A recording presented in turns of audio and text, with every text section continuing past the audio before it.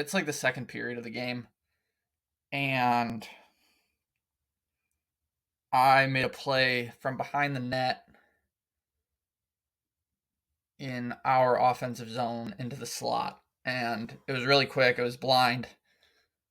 I saw my teammate who was in a dangerous area in the slot, and it was going to be bang bang.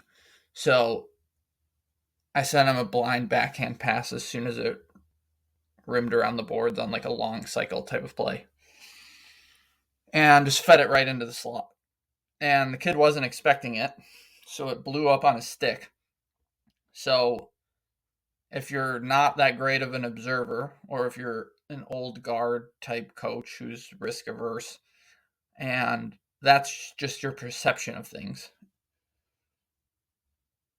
you might think that I made a bad play or a high risk play or I caused a turnover, even though the kid having stone hands is what caused it. So anyway, I get back to the bench, and this is the first time this North American League scout opens his mouth to me during the game. And he looks at me and he goes, "Drew," and we haven't introduced ourselves. He doesn't know me. He's looking at his little paper All-Star game roster, looking at my number and then saying my name. That's the first time he's done it. So he says, "Drew," he's like, "you're not that kind of player. Like, it's a high risk pass. It's not going to translate at the highest level. Like, we wouldn't take you in Fairbanks if you're going to do that. Like, simplify there."